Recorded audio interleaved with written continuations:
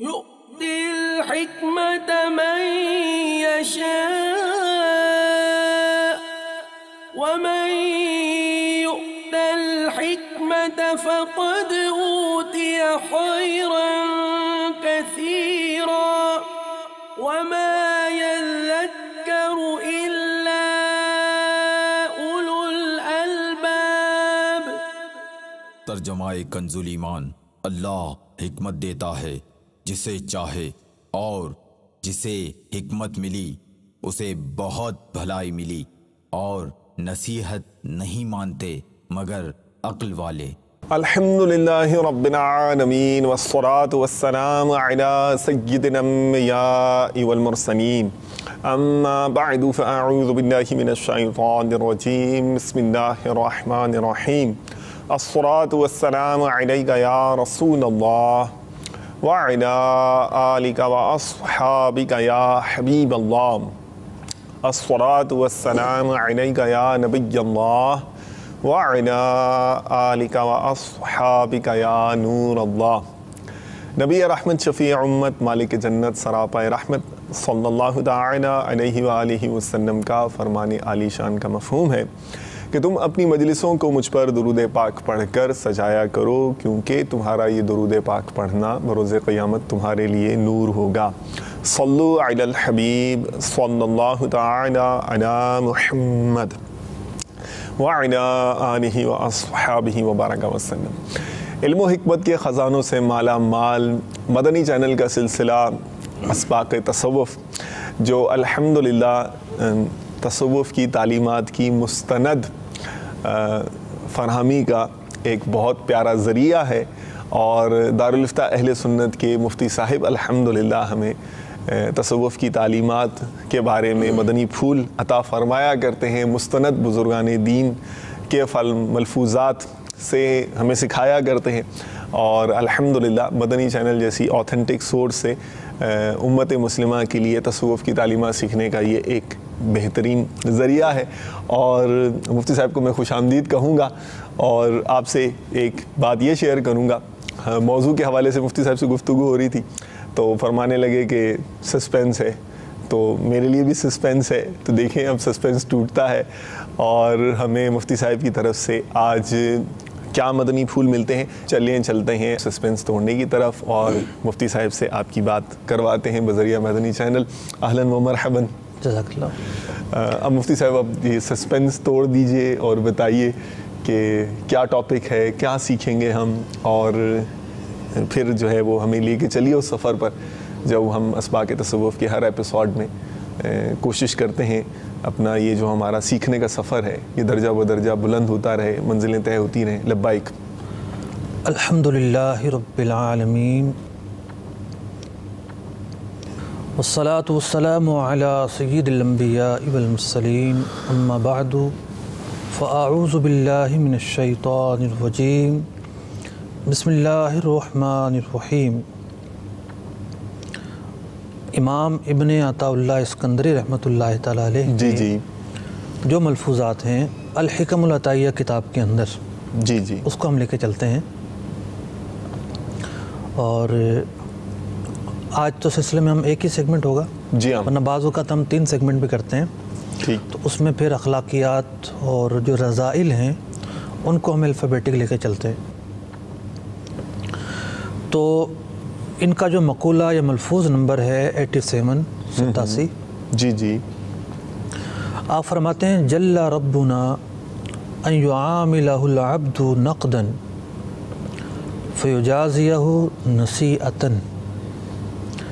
بات چل رہی تھی اخلاص کی، اوکے، جس ترتیب سے ہم چل رہے ہیں تبیب الحکم کے اعتبار سے، تو چیپٹر ہے یہ اخلاص کے بارے میں، جی، کہ بندہ اللہ تبارک و تعالیٰ ہی کے لیے عمل کرے، اللہ اکبر، اس عمل کے اندر خواہشات نفسانیہ کا پہلو نہ ہو، ریاکاری کا پہلو نہ ہو، جی صرف اور صرف اللہ تبارک و تعالیٰ کی رضامندی اور خوشنودی کے لیے بندہ عمل کرے۔ ٹھیک، تو پچھلے جو ملفوظات گزرے ہیں ان کے اندر تو اخلاص کی اہمیت پر گفتگو ہوئی، جی، اب اخلاص کی جزا پر گفتگو ہوگی. اللہ اکبر. اخلاص کی جزا کیا ملے گی؟ ٹھیک، ریوارڈ. بالکل جی، بدلہ. ماشاء اللہ. تو امام ابن عطا اللہ اسکندری رحمۃ اللہ تعالی علیہ فرماتے ہیں جی، رب تعالیٰ پاک ہے اس بات سے کہ بندہ نقد معاملہ کرے اور اللہ تعالیٰ اس کا بدلہ ادھار رکھے. اللہ اکبر. اللہ تبارک و تعالیٰ تو کریم ہے، سبحان اللہ. اور کریم جو ہیں وہ جزا یا بدلہ ادھار نہیں رکھا کرتے. ٹھیک ہے. یہ ان کی شان کے خلاف ہوتا ہے. تو ایک ابھار رہے ہیں کہ دیکھیں اعمال کا جو بدلہ ہے وہ کتنا عظیم ہے. اللہ اکبر. کہ بندہ عمل کرتا نہیں اور بدلہ شروع ہو جاتا ہے، اللہ اللہ اس اللہ. پر جزا شروع ہو جاتی ہے. امام احمد زروق رحمۃ اللہ تعالی علیہ ہیں، بہت ہی جلیل القدر جی ہاں. عارف باللہ گزرے ہیں، اور الحکم العطائیہ پر انہوں نے 30 شروحات لکھی ہیں. صرف اس کتاب کی 30 شروحات. 30 شروحات. ماشاء اللہ. جبکہ خود بہت بڑا نام ہے ان کا. ان کو جو نام ملا ہے علماء نے لکھا وہ اس کتاب کی خدمت کی وجہ سے ملا ہے. اللہ اکبر. اچھا، کوائٹ انٹرسٹنگ. ماشاء اللہ. تو وہ فرماتے ہیں کہ اللہ تبارک و تعالیٰ کے جو بدلے ہیں، جی جی. اللہ تعالیٰ جو جزا دیتا ہے بندوں کو، وہ 3 قسم کے ہیں. اللہ اللہ. ایک یہ ہے کہ بندے کے عمل سے پہلے ہی جزا مل جاتی ہے. سبحان اللہ. بندے کے عمل سے پہلے مل جاتی ہے. کیا بات ہے. اور ایک یہ ہے کہ عمل کے ساتھ ساتھ مل رہی ہوتی ہے. ٹھیک ہے. اور ایک یہ ہے کہ عمل کے بعد ملتی ہے. یہ تینوں تصورات سمجھانے پڑیں گے. یعنی اب تک ہم نے یہ تو سنا کہ جو جزا اور بدلہ ہے وہ بعد میں ملتا ہے. ٹھیک ہے. ٹھیک ہے. پہلے مل جانا یہ کیا اس کا مراد کیا ہے؟ مطلب ہے؟ کیا مراد ہے؟ جی ہاں. اس کی علماء نے شرح یہ بیان کی کہ بندہ جب کوئی بھی نیک کام کرتا ہے، ٹھیک ہے، اس نے اللہ کے لیے نماز پڑھی، سبحان اللہ. تلاوت قرآن پاک کی، اذکار پڑھے، درود پاک پڑھے، جی جی. صدقہ جو ہے وہ دیا، حسن سلوک کے عمل پر کاربند ہوا، کوئی بھی نیکی کی، ٹھیک. اس نیکی کی پہلے تو اسے توفیق ملے گی. سبحان اللہ. لوگ جو ہے وہ برائیوں میں مبتلا ہیں، صحیح. توجہ الی الخیر ہو ہی نہیں رہی. ٹھیک ہے. توفیق نام ہے توجہ الی الخیر کا، مدینہ مدینہ. کہ بندے کی توجہ خیر کی طرف ہو جائے، نیکی کی طرف ہو جائے، نیکی بھلائی کی کی طرف طرف ہو ہو جائے. جائے. مدینہ مدینہ. تو سب سے پہلے تو اسے توفیق ملی. ٹھیک. یہ توفیق بھی اللہ تبارک و تعالیٰ کی طرف سے ایک جزا ہے، انعام ہے، ایک بھلائی ہے اوکے. جو اس بندے کو اس کے عمل سے پہلے دے دی گئی. بہتر. پھر عمل کر رہا ہے اور فرشتے نامہ اعمال میں ثواب لکھ رہے ہیں. سبحان اللہ. اور پھر جو دنیا کی جزائیں ہیں، دنیا میں ملنے والے انعامات ہیں، اس کی ایک طویل فہرست ہے. اللہ اکبر.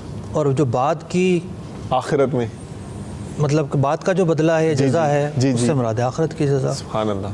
آج بطور خاص جو گفتگو ہوگی جی جی. اس مقولے کے تحت جو ہم علماء اور صالحین کے اقوال ہیں وہ سنیں گے. جی. تو وہ بطور خاص اس بات پر ہے کہ اللہ تبارک و تعالی دنیا میں کس کس طرح بندے کی نیکیوں پر، اس کے نیک اعمال پر بدلے دیتا ہے، جزائیں دیتا ہے، انعامات دیتا ہے. مرحبا. علامہ سندھی رحمۃ اللہ تعالی علیہ لکھتے ہیں جی. اس مقولے کے تحت، کیا تو نہیں دیکھتا کہ اللہ تبارک و تعالی عبادت گزاروں کے قلوب کو اپنے انوار سے منور فرماتا ہے، سبحان اللہ. ان کے سینوں کو اپنے اسرار سے بھرتا ہے، وہ سکون انہیں عطا فرماتا ہے جو جی جی. انہیں قرار بخشتا ہے. سبحان اللہ. یعنی نیک لوگوں کو اللہ تبارک و تعالیٰ کی طرف سے ان کے اعمال کی جزا کے طور پر ایسا سکون کیا کہنے. دیا جاتا ہے جو انہیں قرار بخشتا ہے، یعنی وہ بے چین نہیں رہتے. اور صبر جو ہے وہ بھی سکون ہی کا ایک حصہ ہے. مرحبا. جب بندہ سکون اور اطمینان کی کیفیت میں ہوگا تو صبر پر بھی کاربند ہوگا. جی جی. فرمایا عبادت کے بدلے میں یا عبادت گزاروں کو اللہ تبارک و تعالیٰ جو عنایات عطا فرماتا ہے، جی جی، عبادت کا نور ان کے چہروں پر ظاہر فرماتا ہے، کیا کہنے، مشکل امور آسان فرماتا ہے، لوگوں کے دلوں میں محبت پیدا فرماتا ہے، یہاں تک کہ لوگ اللہ کے اس بندے کی تعریف کرنے لگتے ہیں، سبحان ان کے اللہ، دلوں میں محبت آتی ہے، ان کے بارے میں اگر کچھ کہتے ہیں تو کلمہ خیر کہتے ہیں، مرحبا، کوئی کلمہ شر نہیں کہتے، مرحبا، اور دشمن کے دلوں میں اللہ تبارک و تعالی ہیبت پیدا فرماتا ہے۔ مرحبا، مرحبا، آخرت میں وہ جزا عطا فرمائے گا نہ کسی آنکھ نے دیکھا، نہ کانوں نے سنا، کیا بات، نہ بشر کے دل پر اس نعمت کے بارے میں گمان تک گزرا، گمان تک گزرا، مرحبا، یہ آخرت کی نعمتیں ہوں گی۔ ماشاءاللہ، یعنی سب وہی بات ہوئی نا کہ یعنی دنیا میں بھی اس پر وہ نعمتوں کی بارش ہے، نعمتوں کی بارش ہے، اور بلا شبہ آخرت میں تو اللہ کے کرم سے نوازشات تو ہیں ہی ہیں، ہے ہی ہیں۔ ماشاءاللہ، مرحبا، تو امام احمد زروق رحمۃ اللہ تعالیٰ علیہ اپنی کتاب الفتوحات الربانیہ فی حل الفاظ الحکم العطیہ میں فرماتے ہیں کہ اللہ تبارک و تعالیٰ کی شان یہ ہے کہ وہ جلدی جزا عطا فرماتا ہے، اور اس کی 3 حکمتیں انہوں نے بیان فرمائی۔ پہلی حکمت یہ بیان فرمائی، اللہ تبارک و تعالیٰ کریم ہے، کریم کی یہ شان ہوتی ہے کہ وہ اجر جزیل عطا فرمائے، اجر جزیل، جزیل کہتے ہیں بکثرت، اجرن جزیلا، دو میں الفاظ آئے ہیں کہ بہت زیادہ اجر عطا فرمائے، ٹھیک، اور زیادہ اجر کا تقاضا یہ ہے کہ وہ اجر جلدی دیا جائے۔ یعنی وہ ہم دنیا میں دیکھتے ہیں نا کہ جب طالب علم امتحان دے آتا ہے جی جی، پھر اسے رزلٹ کی بڑی جلدی ہوتی ہے، ہاں نکل آئے بس کسی طرح، کیا رزلٹ آیا، کیا آیا، مجھے ثمرہ کیا ملا۔ ٹھیک ہے، تو رزلٹ لیٹ ہونے سے اس کے جو وہ ہیں جو ایک خوشی کے مسرت کے لمحات ہیں وہ ٹھنڈے پڑنا شروع ہو جاتے ہیں، صحیح، دنیا میں ہم یہ دیکھتے ہیں۔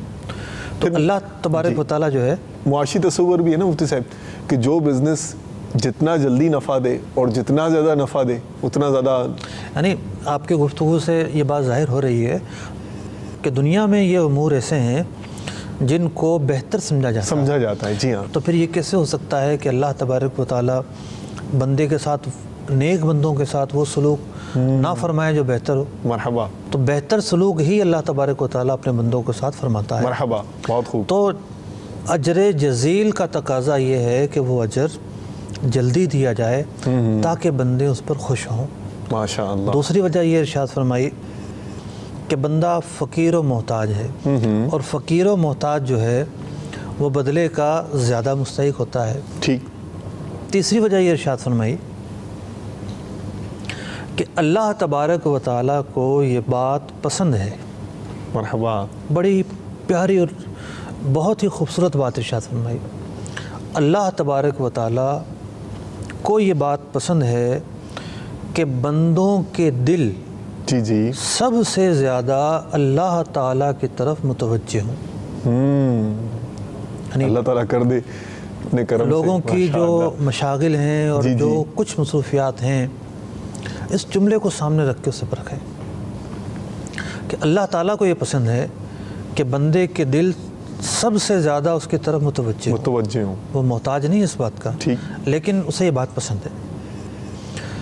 تو اللہ تبارک و تعالیٰ نیک لوگوں کو جزائیں جلدی جلدی دیتا ہے مرحبا، مرحبا، تاکہ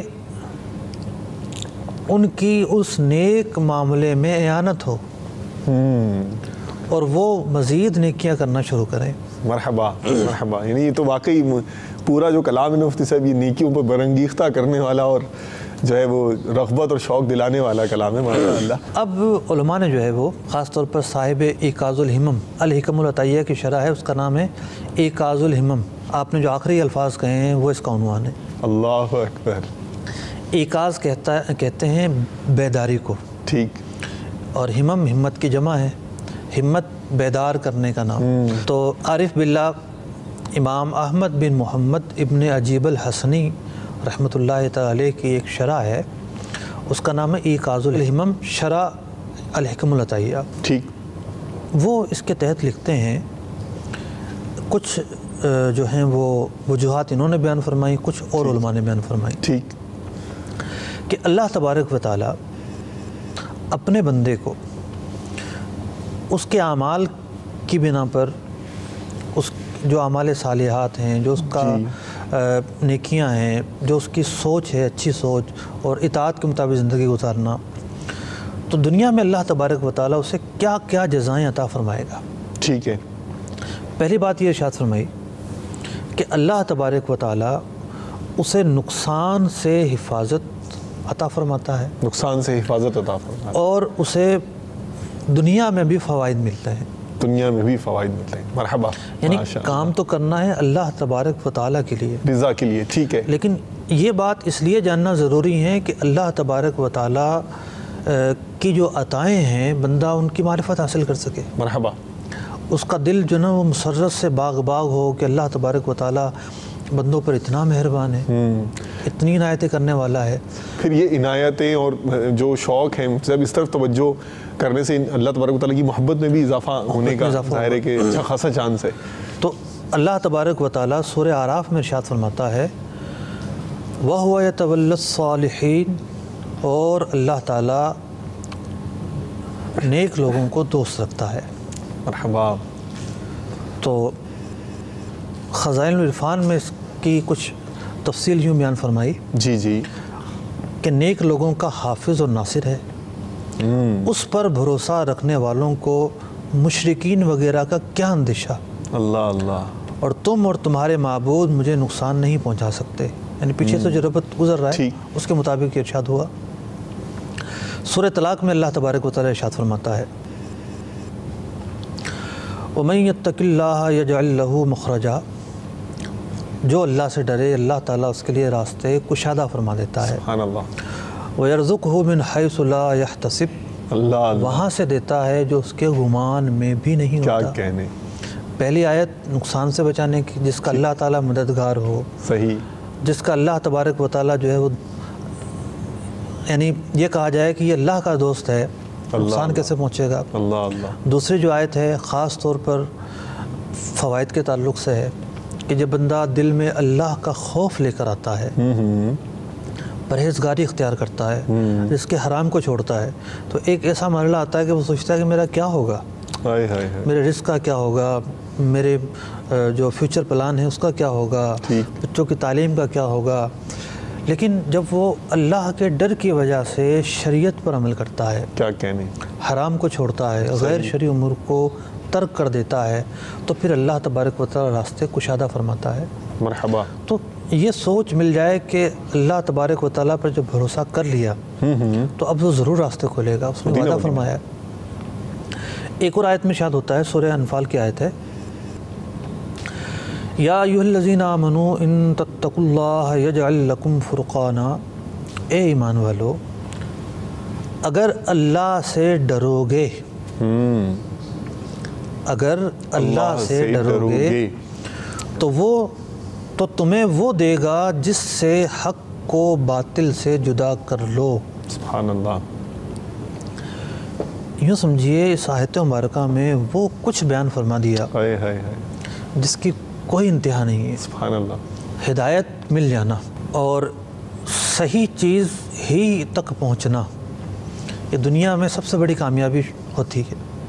یعنی خدا نہ خواستہ کوئی مسلمان ہی نہ ہوتا تو ہزار اور کروڑ کمالات ایک طرف اور مسلمان ہونا ایک طرف۔ سبحان اللہ، تو اللہ تبارک و تعالیٰ کی توفیق کہ اس نے مسلمان ہمیں بنایا۔ الحمدللہ، تو تاریخ یہ بتاتی ہے کہ مسلمان ہونے کے بعد کوئی دوبارہ کفر کی طرف نہ پلٹے، ضروری نہیں، کچھ لوگ پلٹ بھی جایا کرتے ہیں، لیکن جب بندہ نیک راستے پر عمل کرتا ہے، نیک راستے پر چلتا ہے، نیکیوں پر عمل کرتا ہے، تو اس کی غیبی مدد یہ ہوتی ہے کہ اللہ تبارک و تعالیٰ اسے وہ نور عطا فرماتا ہے۔ سبحان اللہ، مزہ آ گیا۔ مفسرین نے لکھا کہ فرقان کہتے ہیں اس نور کو جو حق اور باطل کے درمیان فرق کرنا سکھائے۔ تو فرمایا یا ایھا الذین آمنوا، اے ایمان والو، ان تتقوا اللہ، اگر تم اللہ سے ڈرو گے، یجعل لکم فرقانا، اللہ تعالیٰ تمہیں وہ نور عطا فرمائے گا کہ جس سے تم حق اور باطل کے درمیان فرق کر سکو۔ سبحان اللہ۔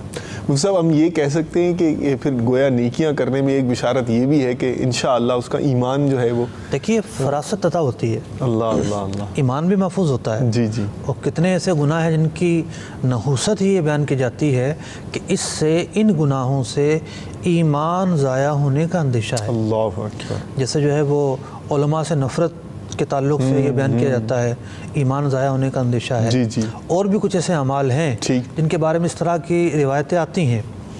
اور پھر یہ ہے کہ جو نیک اعمال ہیں اور جو پرہیزگاری ہے، فرائض پر عمل کرنا ہے، واجبات پر عمل کرنا ہے، جی جی، اس کا ثمرہ بیان کیا جا رہا ہے قرآن مجید میں۔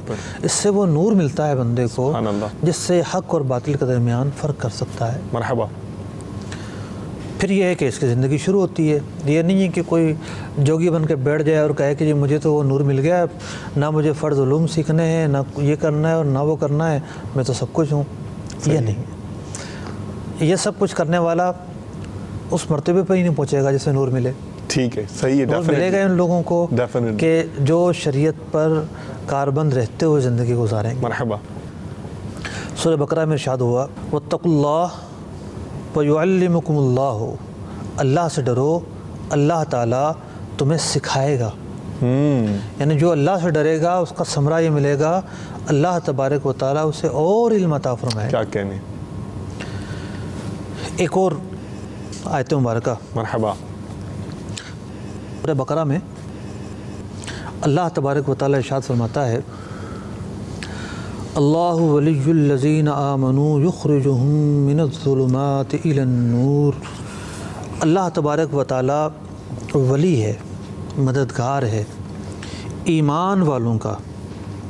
یخرجہم، اللہ تعالیٰ انہیں نکالتا ہے اندھیروں سے، سبحان اللہ، نور کی طرف، نور کی طرف داخل فرماتا ہے نور میں۔ نور کی طرف۔ ایک تو یہ کہ عالم ارواح میں جب اللہ تبارک و تعالیٰ نے اپنی وحدانیت کا اقرار لیا تو مسلمانوں کی روحوں نے اللہ تبارک و تعالیٰ کی وحدانیت پر لبیک کہا، تو اللہ تبارک و تعالیٰ نے انہیں ظلمت سے نکال کر نور میں داخل فرمایا۔ مرحبا۔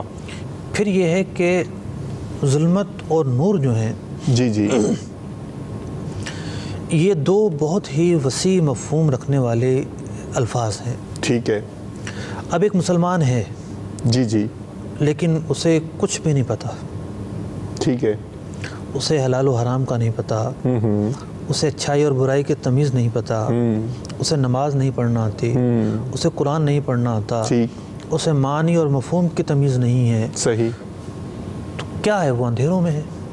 ٹھیک۔ مجھے ایک واقعہ یاد آ رہا ہے، مفتی جلال الدین امجدی رحمۃ اللہ تعالیٰ علیہ، مرحبا، پاک و ہند کے بہت بڑے فقی گزرے ہیں، بے شک، فتاوی فقیہ ملت، فتاوی فیض رسول، بزرگوں کے عقائد، الحمدللہ، خطبات محرم، یہ جلیل القدر کتابیں ان کا چھوڑا ہوا ماشاء اللہ، مطلب کہ ایک انعام ہے، سرمایہ ہے اور انعام ہے۔ یہ مزدوری کرنے اپنے گاؤں سے آئے، صحیح، دن میں مزدوری کرتے تھے اور شام میں جو ہے وہ قبلہ ارشد القادری رحمۃ اللہ تعالیٰ علیہ کے پاس پڑھا کرتے تھے۔ ٹھیک، ہاتھ تنگ تھا اور جو بھی ذریعہ روزگار تھا تو اس سے گزارا نہیں ہو رہا تھا۔ صحیح، تو کسی نے مشورہ دیا کسی اور شہر چلتے ہیں تو وہاں جا کر ذرا اچھا روزگار مل جائے گا۔ سوچا کہ پڑھائی کا کیا ہوگا، اللہ اکبر، اور اگر استاد محترم سے بات کی تو وہ تو بہت رنجیدہ ہوں گے، اللہ اکبر، کبھی اجازت نہیں دیں گے۔ اللہ اکبر، قربان۔ سامان باندھا اور شاید یہ پلیٹ فارم تک چلے گئے،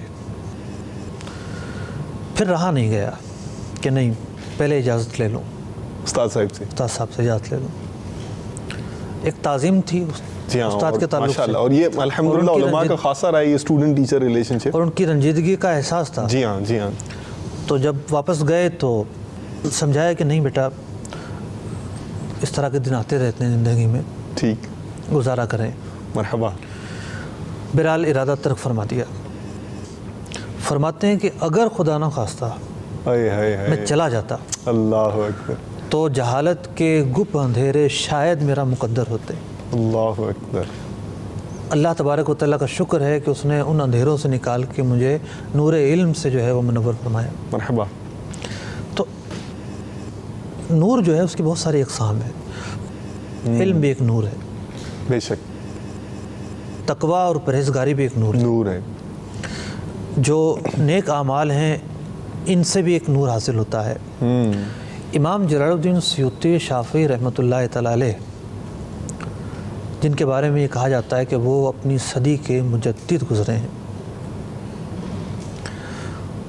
مطلب کہ وہ عالم ہی نہیں ہو سکتا, مطلب ایک محاورتاً عرض کر رہا ہوں, جی جی, جس نے امام جلال الدین سیوطی رحمۃ اللہ تعالیٰ علیہ کا نام نہ سنا ہو, بلکہ ان کی کتابیں نہ پڑھی ہوں. جی, اتنے جلیل القدر عالم. ان کی میں نے ایک کتاب پڑھی خاص اس آیت مبارکہ پر, انہوں نے ایک رسالہ تحریر فرمایا. مرحبا مرحبا.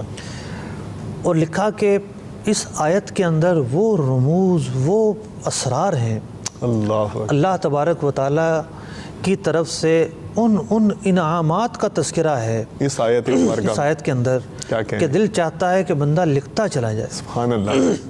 تو پھر انہوں نے فن بلاغت کے اعتبار سے, علم نحو کے اعتبار سے اس آیت کے جو کمالات ہیں, خوبیاں ہیں, اور ظاہری اعتبار سے جو ثمرات ہیں, ان سب کو لے کے پورا ایک رسالہ تحریر فرمایا. اتنی پیاری آیت اور اللہ تبارک و تعالیٰ کا اتنا فضل کہ جو لوگ نیک راستے پر چلتے ہیں اللہ تبارک و تعالیٰ انہیں اندھیرے سے نکال کر اجالوں کی طرف لے جاتا ہے. کیا بات ہے. دعوت اسلامی کے ماحول میں آپ دیکھیے, سبحان اللہ, مطلب نہ شاید آپ کا جو ہے بیک گراؤنڈ مذہبی ہو, نہ میرا بیک گراؤنڈ کوئی مذہبی رہا. میرے ماں باپ بھی سادے سے لوگ تھے. صحیح. آپ کا تو مجھے پتہ نہیں ہے. علماء فضلہ ہوں یا تھے کوئی ایسے؟ نہیں, ماضی میں رہا ہے. ماضی میں رہا ہے. جی, پس منظر بزرگوں میں رہا ہے. آپ تو شاید سادات سے ہیں, تو آپ کی تو ایک الگ فضیلت ہے. ہمارے آباء و اجداد کا رشتہ جا کر انڈیا سے ملتا ہے. لیکن دعوت اسلامی نے جو ہے وہ کتنوں کو ایک جہالت سے نکالا, الحمدللہ, ڈیفینیٹلی, بدعمالیوں سے نکالا. جی جی, مطلب مسجد کا جنہوں نے رخ نہیں کیا تھا کبھی, انہیں مسجد میں لا کے کھڑا کیا. شرابی تھے اور نہ جانے کیسے کیسے واقعی گناہوں میں ڈوبے ہوئے تھے. شرابی ہونا اتنا ایسا عیب ہے کہ جو بہت ساری برائیوں کا سرچشمہ ہے. صحیح. یعنی جس کو شراب کی لت پڑ جائے, جی جی, پھر تو سارے اخلاقیات ایک طرف ہو دیتا ہے. وہ صحیح, اخلاقیات کا تو پھر جنازہ نکل جاتا ہے. تو شرابی شراب کو چھوڑ کر, نشے کو چھوڑ کر, عیاشیوں کو چھوڑ کر نیک راستے پر آ جائے. اللہ اکبر. یہ بلا شبہ اللہ تبارک و تعالیٰ کا فضل ہے. سبحان اللہ. اس کے علاوہ بھی جو ہے وہ ایک جو ہے وہ صلہ یہ بیان فرمایا علماء نے کہ جب بندہ نیک راستے پر چلتا ہے تو اللہ تبارک و تعالیٰ اسے پاکیزہ زندگی عطا فرماتا ہے. یعنی ہر شخص فیوچر پلان کے متعلق جو ہے نا وہ بڑا ہی فکر مند ہوتا ہے, کیا ہوگا, زندگی کیسے گزرے گی, زندگی میں کیا ہوگا. زندگی میں جب ہم اپنے جو ہے وہ ارد گرد دیکھتے ہیں تو بہت سارے پیچ و خم آتے ہیں. صحیح. بہت سارے اتار چڑھاؤ, طرح طرح کی آزمائشیں لوگوں میں دیکھنے کو ملتی ہیں. جی جی. قرآن مجید فرقان حمید کی آیت میں کیا ارشاد ہوتا ہے؟ سورہ نحل. لبیک. ارشاد فرمایا, مرد و عورت میں سے جو کوئی شخص نیک عمل کرے, در حال یہ کہ وہ ایمان والا ہے, تو ہم اسے پاکیزہ زندگی دیتے ہیں. سبحان اللہ. اور کنز الایمان میں ترجمہ اس کا یہ کیا, ہم اسے اچھی زندگی جلائیں گے. اللہ اکبر. وَلَنَجْزِيَنَّهُمْ أَجْرَهُمْ بِأَحْسَنِ مَا كَانُوا يَعْمَلُونَ, اور جو کچھ وہ عمل کر رہے ہیں ان کے عمل سے بڑھ کر انہیں جزا دی جائے گی. مرحبا مرحبا. تو نیک اعمال کا اجر اللہ تبارک و تعالیٰ دنیا میں ایک یہ بھی دیتا ہے کہ پاکیزہ زندگی عطا فرماتا ہے. ماشاء اللہ. مرحبا. کتنا بڑا انعام ہے پاکیزہ زندگی کا مل جانا. اور بہت ساری مطلب کہ برکتیں ہیں اور نوٹ کی ہوئی ہیں میں نے، ماشاءاللہ. ایک برکت حدیث مبارکہ سے جی جی. فرمایا گیا صنائع المعروف تقی مصارع السوء، جو بندے کا حسن سلوک ہے، خیر خواہی ہے، خاص طور پر لوگوں کے کام آنا، برے خاتمے سے بچاتی ہے. مرحبا. والآفاتی، آفات سے بچاتی ہے، والہلاکاتی، ہلاکتوں سے بچاتی ہے. کیا کہنے. فرمایا کنز العمال کی حدیث مبارکہ ہے وَأَهْلُ الْمَعْرُوفِ فِي الدُّنْيَا هُمْ أَهْلُ الْمَعْرُوفِ فِي الْآخِرَةِ، جو دنیا میں نیک ہوں گے، معروف اچھے مشہور ہوں گے، اللہ کے نزدیک بھی دنیا میں جو اچھے ہوں گے تو وہ آخرت میں بھی اچھے ہوں گے. سبحان اللہ. اور آخرت میں بھی اہل معروف ہوں گے. تو اس حدیث مبارکہ نے اللہ تبارک و تعالیٰ بندے کی نیکیوں پر جو جزائیں عطا فرماتا ہے بڑی تفصیل سے بیان کیا. اللہ تعالیٰ اپنے نیک بندے کو یہ جزا دیتا ہے کہ برے خاتمے سے بچاتا ہے، ماشاء اللہ، آفات سے بچاتا ہے، مرحبا، جو ہلاکتیں ہیں ان سے بچاتا ہے. کتنی جزائیں بندے کو ملیں. بے شک بے شک. اور یہ سب یوں سمجھ لیں یہ پسندیدہ ترین ٹاپکس میں سے نا یہ ہے. بعض اوقات اس طرح کی مس پرسیپشن ہو جاتی ہے کہ آزمائشیں اور اللہ والوں پر آنے والی جو وہ ہیں امتحانات ہیں وہ اپنی جگہ پر ہیں، مگر ایک عام آدمی کو نہ جانے کیوں ایسا محسوس ہوتا ہے جب یعنی انفرادی کوششیں یا ملاقاتوں کا وقت ہوتا ہے کہ وہ اس کو شیطان نے وسوسہ ڈالا ہوتا ہے کہ یہ کر لوں گا تو یہ ہو جائے، یہ کر لوں گا یہ ہو جائے. تو بالفرض اگر آزمائش آئی بھی ہے تو اس کا رزلٹ جو ہوتا ہے وہ یہی سب امید کریں گے کہ اچھا ہی ہوتا ہے، اور جو یہ برکات ہیں اگر اللہ کی رضا کے لیے کرے گا تو انشاءاللہ اللہ کے کرم سے. دیکھیں باب ہی اخلاص کا چل رہا ہے، یعنی عمل جو کرنا ہے وہ اللہ تعالیٰ کے لیے کرنا ہے. ٹھیک ہے. اور عمل کرنا ہے ہمیشگی کے ساتھ. مدینہ مدینہ. یہ نہیں کہ جب مصیبتیں آئیں تو کرنا شروع کر دیا، نماز شروع کر دی، صحیح، جب ریلیکس ہوا تو پھر سب کچھ بول بال کے غفلت میں مبتلا ہو گیا. ٹھیک. ایک تو یہ کہ عمل کرنا ہے اللہ تعالیٰ کے لیے، رضا کے لیے، اس لیے نہیں کہ مجھے دنیا میں یہ چیزیں حاصل ہوں گی، یہ فوائد حاصل ہوں گے، نہیں، اللہ تبارک و تعالیٰ کی رضامندی کے لیے. ٹھیک. نماز پڑھنے کا اللہ تعالیٰ نے حکم دیا تو نماز پڑھنے میں اللہ تعالیٰ کی اطاعت ہے. صحیح. یعنی ہم دنیا میں دیکھتے ہیں کہ ایک افسر جو ہے وہ کہتا ہے کہ یہ کام کرو، صحیح، اور بندہ یہ سوچے کہ اب یہ جو افسر ہے مجھ سے جو ہے وہ لطف و اکرام فرمائے گا، میں نہیں کروں گا جب بھی یہ فرمائے گا. تو دنیا میں یہ سوچنا چاہیے کہ میں نافرمانی کر رہا ہوں اس کی، تو میں اس سے کیا توقع رکھوں گا. لیکن یہ تو دنیا کی مثال تھی. ٹھیک ہے. اللہ تبارک و تعالیٰ تو سب کو نوازتا ہے. اللہ اللہ. اس کی رحمت کا کوئی ٹھکانہ نہیں ہے، سبحان اللہ، کوئی حد نہیں ہے، کوئی انتہا نہیں ہے. وہ کریم ہے، جسے چاہے بخش دے. جی. یعنی وہ لوگ بھی ہیں کہ کفر کی زندگی سے حالت ایمان پر آئے، ایک نماز بھی نہیں پڑھی اور جنت میں داخل ہو گئے. سبحان اللہ. مطلب شہید ہوئے لڑتے لڑتے جنگ میں، موقع نہیں ملا نماز پڑھنے کا، شہید ہو گئے. اللہ تبارک و تعالیٰ کی رحمت پر بھی نگاہ رکھنی ہے. ٹھیک ہے. اور اس نے جو وعیدیں ارشاد فرمائی ہیں، جی جی، جو سزائیں بیان فرمائی ہیں، جی جی، اللہ تعالیٰ نے ہی بیان فرمائی ہیں.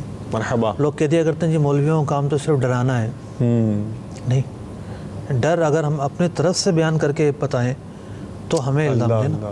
ہم تو قرآن و حدیث بتاتے ہیں. ٹھیک.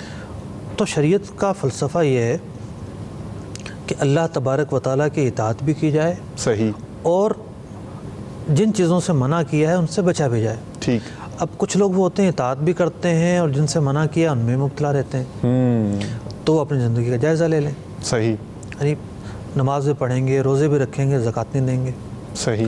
زکوٰۃ دے دیں گے، حج نہیں کریں گے، حج بھی کر لیں گے اور فرائض و واجبات پر عمل نہیں کریں گے. تو پہلے تو ہم یہ دیکھیں کہ ہماری زندگی میں ہم شریعت پر کتنا عمل کرتے ہیں. اوکے. پھر اگلی بات یہ ہے کہ جو شریعت کی تعلیمات ہیں اس میں اخلاقیات کا ایک پورا فلسفہ ہے. ٹھیک. اگر بندے کو تکلیف ہی نہ پہنچے تو صبر کے فضائل کیوں بیان کیے جائیں. اللہ اللہ اللہ. تکالیف پہنچنی ہے، صحیح، آزمائشیں آنی. اب بندے نے اس پر ثابت قدم رہنا ہے. یعنی انبیاء علیہم السلام شہید تک کیے گئے. جی جی. انبیاء علیہم السلام سالہ سال لوگ انہیں اذیتیں پہنچاتے رہے. ٹھیک. واقعہ کربلا کیا کوئی مسلمان اس سے واقف نہیں؟ ایسا ہو نہیں سکتا. ٹھیک. کون مسلمان جو واقف نہ ہو؟ صحیح. تو کتنی آزمائشیں تھیں. یہ سب چیزیں آنی ہیں. جی جی.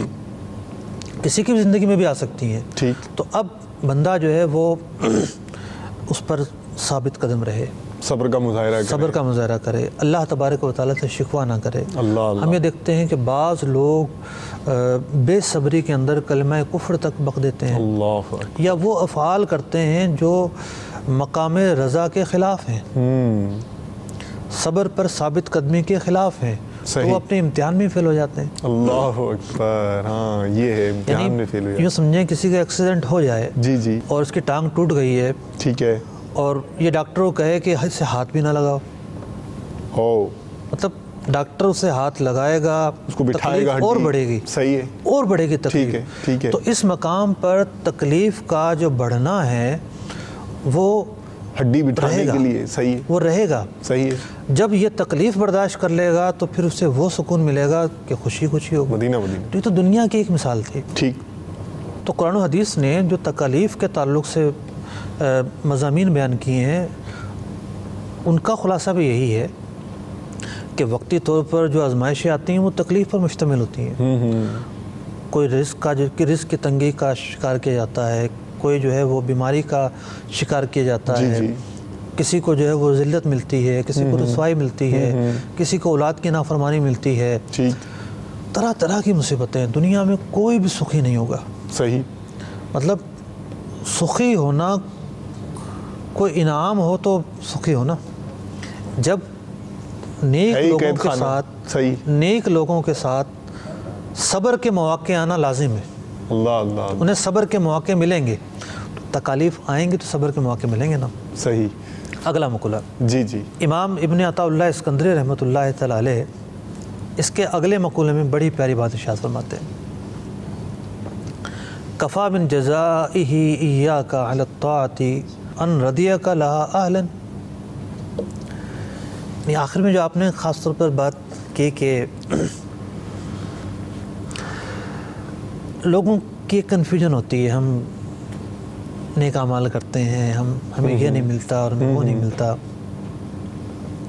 امام ابن عطا اللہ اسکندری رحمۃ اللہ تعالیٰ علیہ فرماتے ہیں, اے بندے, اللہ اکبر, مطلب بات کرنے کا مقصد یہ ہے کہ اے بندے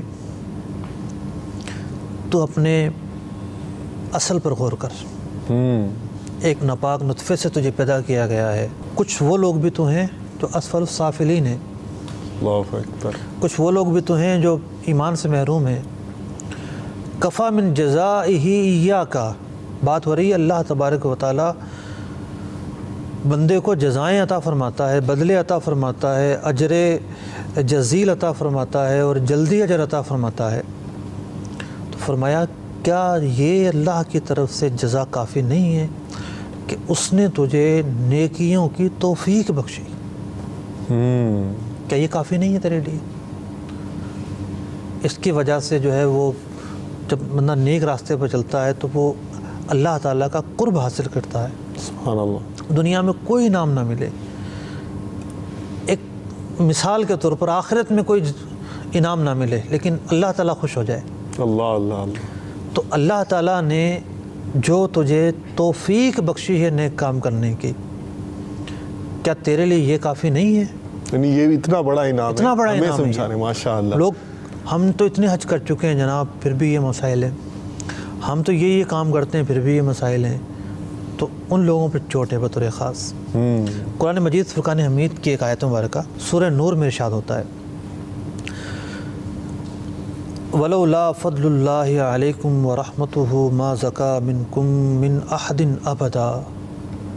اگر اللہ کا فضل اور اس کی رحمت تم پر نہ ہوتی تم میں سے کوئی بھی کبھی ستھرا نہ ہو سکتا. اللہ اکبر. یعنی کون اپنے آپ کو برا کہے گا؟ ہر ایک اپنے اندر بہت سارے اوصاف کا مالک ہوتا ہے, تصور کرتا ہے کہ میرے اندر یہ کمال بھی ہے اور یہ نیکی کا حامل بھی ہوں میں, اور میں یہ نیک کام بھی کرتا ہوں تو میں یہ بھی کرتا ہوں. کیا فرمایا جا رہا ہے؟ لولا فضل اللہ علیکم, اللہ کا اگر فضل نہ ہوتا اللہ ورحمتہ اس کی رحمت شامل حال نہ ہوتی ما زکا منکم من احد ابدا تو کبھی بھی کوئی بھی شخص ستھرا نہیں ہو سکتا تھا. صحیح. تو جو کچھ بھی ہے یہ اللہ تبارک و تعالیٰ توفیق کا سے عطا کرتا ہے. ماشاء اللہ. اب دیکھیے صوفیہ کے کلام کو دیکھیے اللہ اللہ اللہ. کہ وہ ہم نے سوائے قرآن و حدیث کے کوئی حوالہ بیان نہیں کیا. جی ہاں جی ہاں. حدیث بھی ایک بیان کی ہیں زیادہ تر قرآن پاک کی آیات. تو کتنی گہرائی پر مشتمل ان کے کلام ہوتے ہیں بے شک. اور کتنی جو ہے وہ قرآن و حدیث کے خلاصے کے طور پر وہ کلام ارشاد فرماتے ہیں. جی. تو یہاں مفتی صاحب اگر ذرا یہ مدنی پھول بھی ارشاد فرماتے ہیں. بعض ہوتے ہیں اس طرح کے جو تصوف اور دیگر اس طرح کی جو ہے نا الفاظ استعمال کر کے وہ نہ جانے کہاں کہاں کی جو ہے وہ کیسی کیسی باتیں کرتے رہتے ہیں، اور پھر اس سے شاید ایک تعداد ہوتی ہے کہ جو وہ جو ہے نا نام تصوف کا ہے یا کوئی اور ہے، اور وہ پتہ نہیں کیسی کیسی سن کے وہ مسمرائز ہو جاتی ہے، اور غالباً پتہ نہیں ہپناٹائز ہو جاتی ہے، مرعوب ہو جاتی ہے، اور معاذ اللہ بعض اوقات تو ایسا ہو جاتا ہے ان کے ساتھ کہ کوئی ایسا سودا بیچ دیتا ہے ان کو کہ ایمان شاید خطرے میں پڑ جاتا ہو. اصل میں میں نے شروع میں عرض کیا تھا کہ تصوف کے بہت سارے گوشے ہیں. جی جی. تو جو ایک قلت مطالعہ کے پیش نظر جی جو کچھ میں سمجھ پایا تھا وہ میں نے عرض کیا تھا. اتفاق سے یہ کتاب پچھلے ہفتے ہی آئی ہے. اللہ اللہ. میں نے میرے پاس فتوحات الرحمانیہ فی حل الفاظی الحکم العطائیہ امام احمد زروق رحمۃ اللہ تعالیٰ علیہ کی شرح. جی جی مرحبا مرحبا. اس کے مقدمے کے اندر تقریباً وہی باتیں بیان کی گئیں ماشاء اللہ کہ تصوف کی یہ اقسام ہوتی ہیں. ٹھیک. ہم انشاءاللہ العزیز اگلے سلسلے میں جو ہے وہ اس بات کو تفصیل سے بیان کریں گے کہ تصوف کی اقسام ہوتی کتنی ہیں، اور پھر ان اقسام کی روشنی میں غلطی کہاں ہو رہی ہے. صحیح. یہ جو سوچ بنی ہے جو آپ نے سوال کیا ہے جی اس سوچ کے حوالے سے غلطی کہاں ہو رہی ہے. اچھا میں ایک بات عرض کرتا چلوں آخر میں.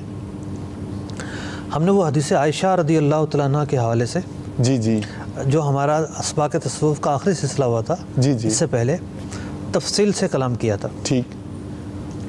اور میں نے عرض کیا تھا کہ یہ حدیث بخاری شریف میں 3 جگہ پر ہے. ٹھیک. تو وہ تھوڑی سی وہاں غلطی ہوئی تھی. بخاری شریف میں 2 جگہ پر ہے. Okay okay. اور حدیث کی کتابوں میں درجنوں مقامات پر ہے. ٹھیک. لیکن میں اس کو جا کے ری چیک کیا تو میں نے دیکھا کہ بخاری شریف میں یہ حدیث 2 جگہ. ٹھیک. جزاک اللہ خیر. بہت بہت شکریہ مفتی صاحب، آپ نے اتنے پیارے پیارے مدنی پھول عطا فرمائے، اور قرآن و حدیث کے وہ چنے ہوئے موتی، یہی میرے ذہن میں آ رہا تھا الحمدللہ. اور بزرگان دین کے ملفوظ کہ جو چنے ہوئے موتی ہیں الحمدللہ اس سے مالا مال مدنی پھول ہمیں لوٹنے کو ملے. اور الحمدللہ انشاءاللہ عز و جل مدنی چینل کا یہ سلسلہ اسباق تصوف اسی طرح مستند معلومات عوام تک، امت مسلمہ تک پہنچانے کی صحیح کرتا رہے گا. آپ بھی دل جما کر ذوق اور شوق کے ساتھ مدنی چینل سے وابستہ رہیے، اور مستند معلومات سے اپنے دل کو سجاتے رہیے، منور کرتے رہیے. اللہ تبارک و تعالیٰ عز و جل سے اچھے کاموں پر، اچھی چیزوں پر عمل کرنے کی توفیق کا سوال کرتے رہیے. اللہ تبارک و تعالیٰ عز و جل ہمیں بھی یہ توفیق رفیق عطا فرمائے. انشاءاللہ نیکسٹ ایپیسوڈ میں، اگلے حصے میں مزید مدنی پھولوں کے ساتھ حاضر ہوں گے. اجازت چاہتے ہیں. جزاکم اللہ خیرا و احسن الجزاء. صلو علی الحبیب صلی اللہ تعالی علی محمد. يؤتي الحكمة من يشاء ومن يؤت الحكمة فقد أوتي خيرا كثيرا وما يذكر إلا أولو الألباب. ترجمہ کنز ایمان.